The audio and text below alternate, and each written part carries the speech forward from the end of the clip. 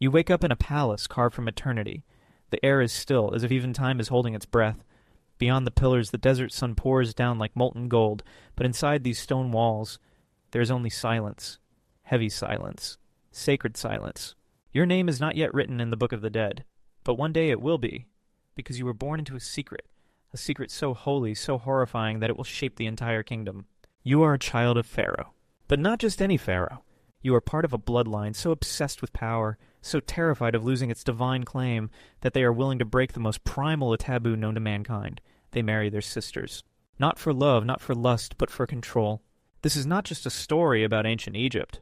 This is a story about what happens when the pursuit of power poisons every human bond, when family becomes strategy, when blood becomes currency, and when divinity is used as a weapon. This is the story of pharaohs who turned incest into policy.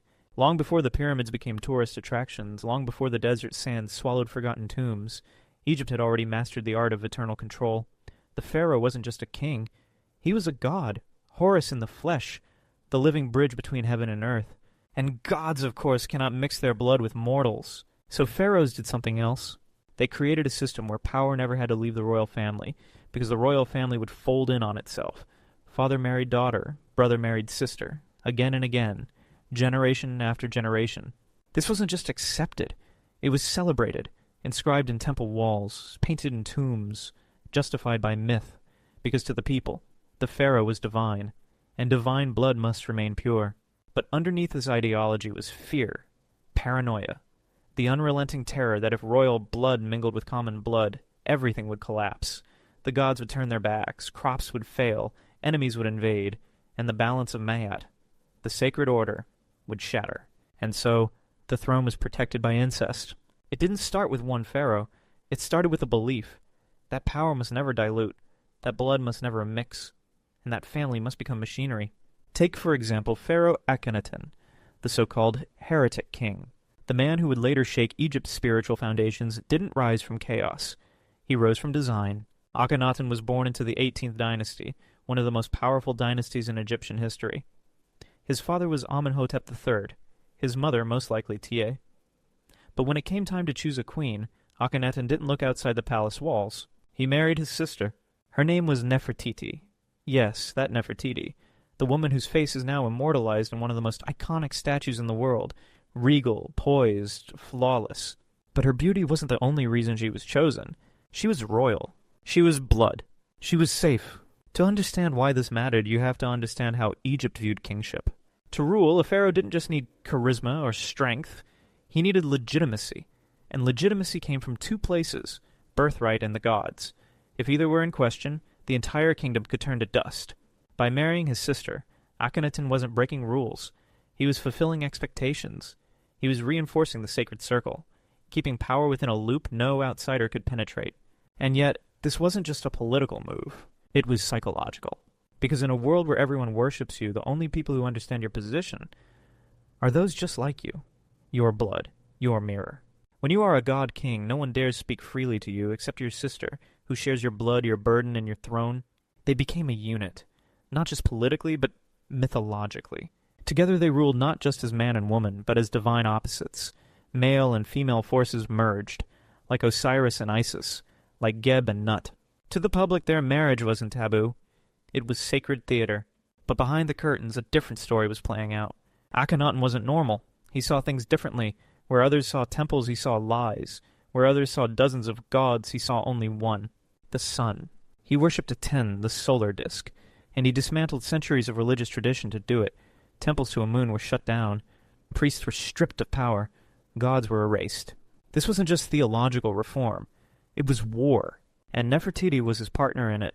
Together they built a new capital, Akhetaten, the horizon of Aten, a city devoted entirely to their new religion, and in the heart of it stood them, royal, radiant, untouchable. But this golden dream had a price. The priests, the people, even parts of the royal court, none of them were ready to let go of the old ways. And though Akhenaten held the throne, he was growing more isolated, more fanatical, more unstable. And Nefertiti, some say she vanished. Others say she became pharaoh herself. The records are mysterious, conflicting, because history doesn't record clearly what happens when gods turn inward. But one thing is certain. It all began with a marriage between siblings.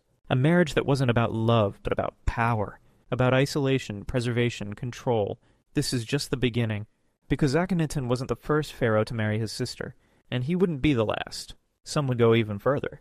And in the name of power, they would destroy their own bloodline from the inside. Stay with me.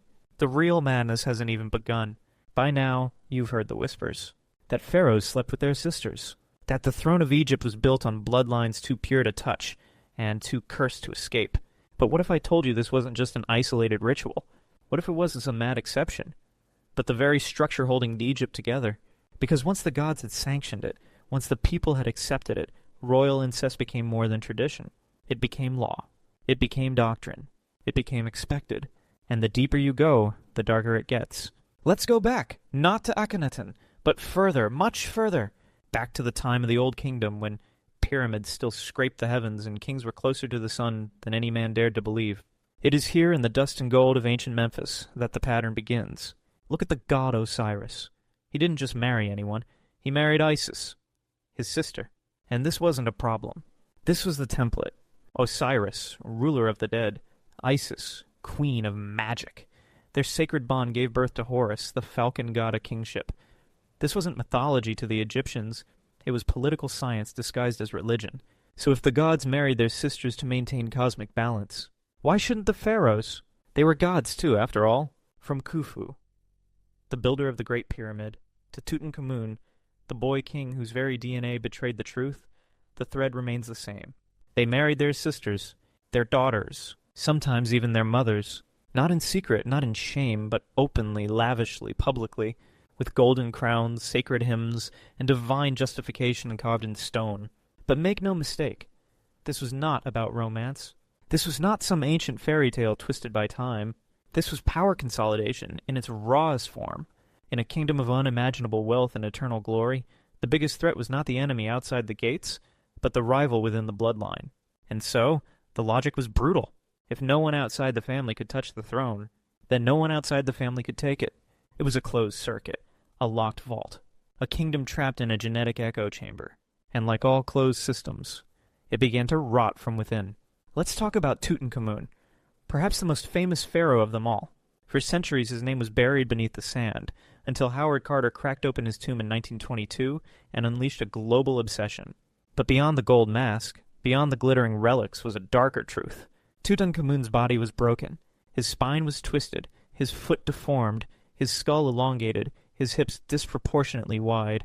For decades historians debated the cause. Then came DNA testing, and the results were devastating. Tutankhamun's parents, brother and sister. His wife, also his half-sister. The royal bloodline had become a genetic trap, folding in on itself for so many generations that deformities were inevitable. Beauty on the outside, but decay within. And yet they continued, because to open the bloodline would mean opening the throne. And that, for a divine king, was unthinkable. You have to imagine the palace, a sacred compound of obsession and anxiety. Princes who could not trust their cousins, queens who were also nieces, sons who were also husbands, a family tree that no longer branched. It circled. But there was another reason pharaohs married their sisters, not just for purity, not just for control, but for symbolism, because each time a brother married a sister, it reenacted the myth of Osiris and Isis. It reaffirmed Egypt's link to the divine. It told the people that balance had been restored, that the gods approved. In a society where symbolism was politics, this mattered more than anything. You weren't just marrying your sister. You were reenacting creation itself. But beneath the ritual, beneath the incense and chants, the consequences were mounting. The gene pool shrank. Birth defects increased. Dynasties collapsed. And still, they kept going. Because power doesn't care about consequences until it's too late. The royal family had become a serpent devouring its own tail. A dynasty too divine to adapt.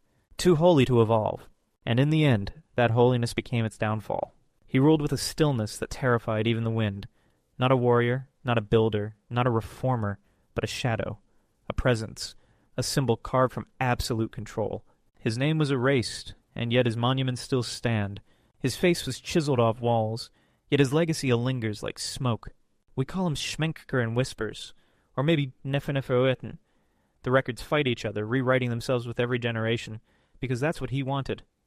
To be untraceable, untouchable, and above all, unchallenged. He was not just afraid of losing power. He was afraid of anyone else ever being remembered. The incest that once symbolized divine order had become a prison. Marrying his sister wasn't enough. Loving her wasn't required. She was a tool. A placeholder in a dynasty whose bloodline had become so self-referential that nothing outside the royal chambers could even be considered legitimate. He dissolved the lineage not by killing his rivals, but by pretending they never existed. Their names were scraped from stone, their faces removed from temples, their statues smashed to sand. Egypt became a country where history itself was an enemy. To control the story was to control the future, and the pharaoh held the chisel.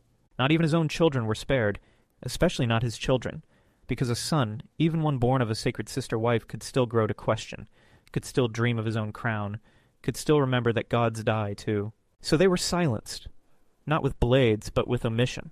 Their names were never spoken, their births never recorded, their tombs never built.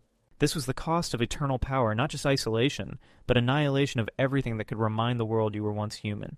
When archaeologists began uncovering traces of this ruler, they found contradictions. Royal inscriptions half erased, cartouches that didn't match any other pharaoh, graves too grand for a servant, too unmarked for a king. What emerged was a portrait of obsession, not with conquest, not with glory, but with control over memory itself. To marry your sister was to anchor your godhood in myth, but to erase your lineage entirely, that was something darker. A pharaoh who wanted no sons, no successors, no faces in the future that might challenge his divine mask. He turned incest into obliteration, no longer a sacred duty, but a final wall between himself and vulnerability. It was as if he feared the idea of anyone remembering love, because love implies weakness, love implies mortality, and gods cannot bleed. This ruler didn't leave behind gold or mystery. He left absence, the kind that echoes louder than any monument. What terrified him wasn't rebellion, it was recognition. That someone might look back and see the man behind the crown, the brother, the husband, the son. The frightened little boy clinging to incestuous power like a raft in a storm, and so he vanished everyone who could name him. The palace halls remained silent. The statues smiled without names. The throne room echoed with footsteps that never arrived. The empire endured, but the story frayed, and in the ruins the dust refused to settle.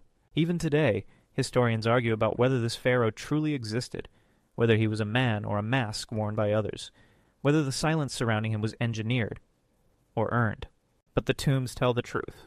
The scarred walls, the missing faces, the strange gaps in royal lineage, the child corpses buried hastily in anonymous graves, their genetic markers twisted, brittle, broken. They weren't accidents. They were policy. This wasn't about love. It was never about love.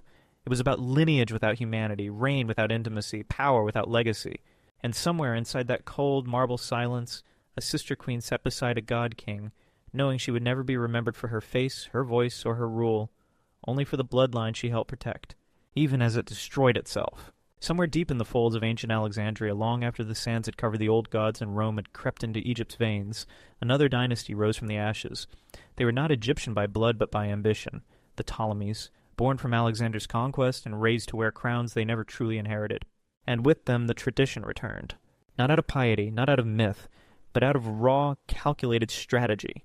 Brother and sister, husband and wife, king and queen, one flesh, one throne. The names began to blur. Ptolemy followed Ptolemy. Cleopatra followed Cleopatra. Like echoes trapped in a tomb, their identities collapsed under repetition. But their marriages were not sacred. They were war.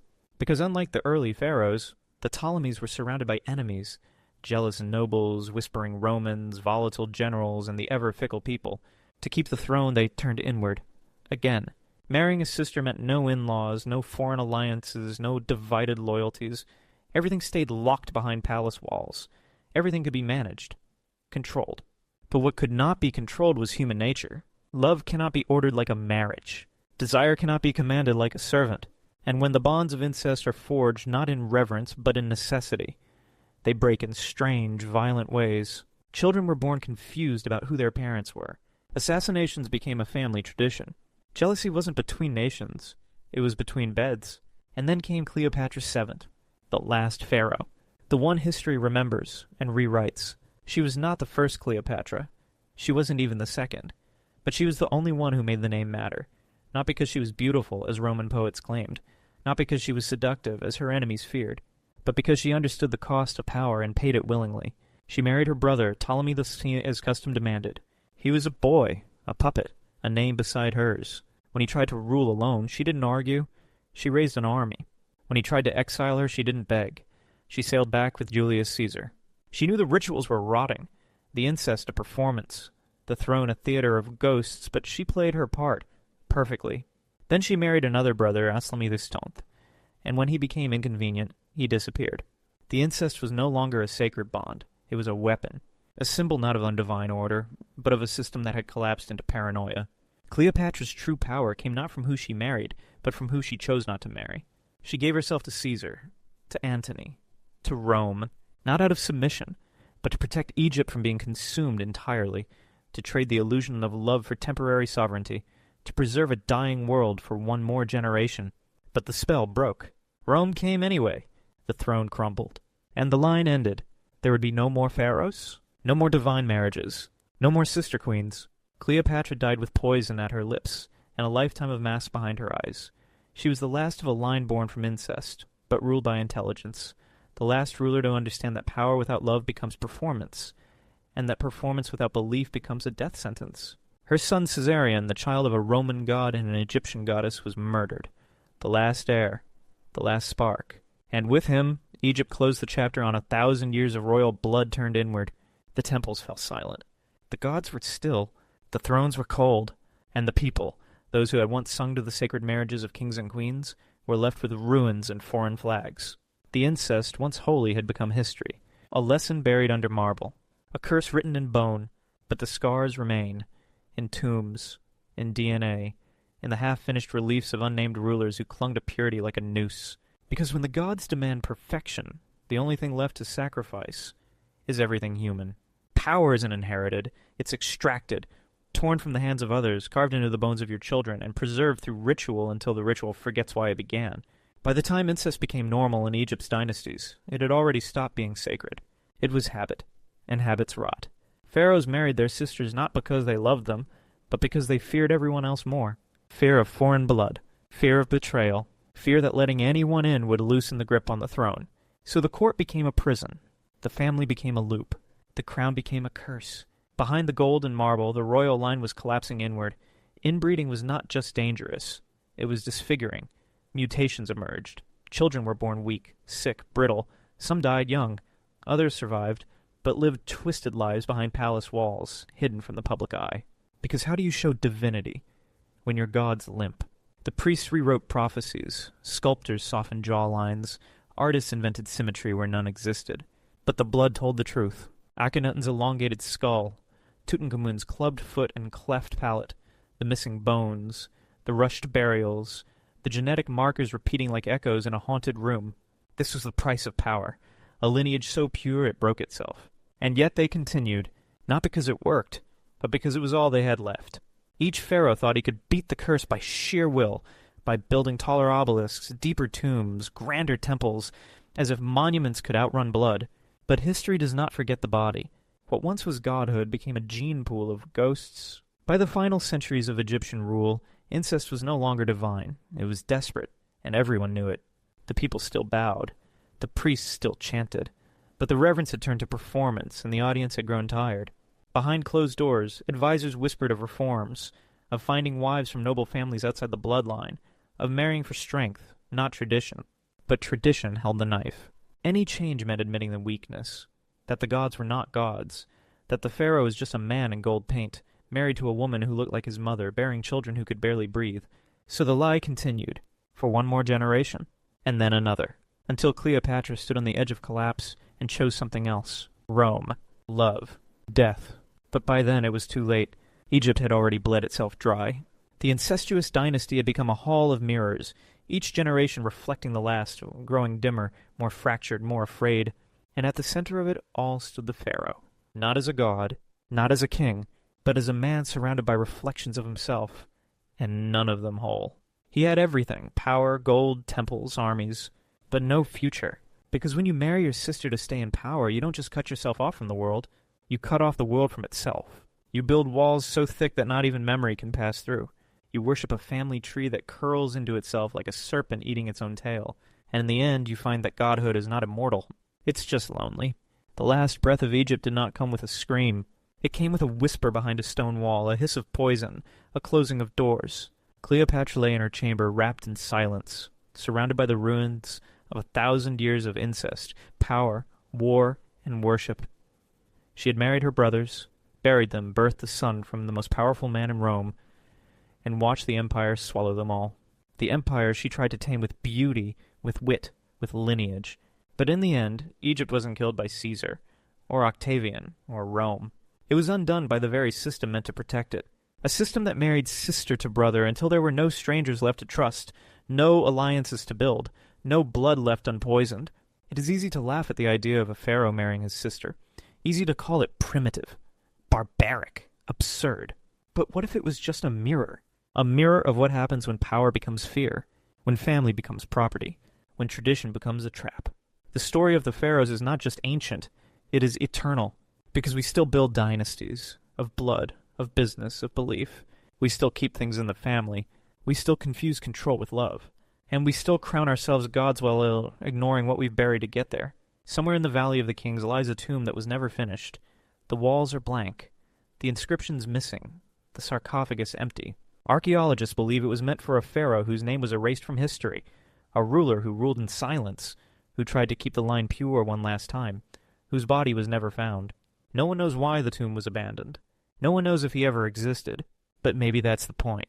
Because when your legacy is built on the illusion of purity, your end is silence, not conquest, not triumph, just dust.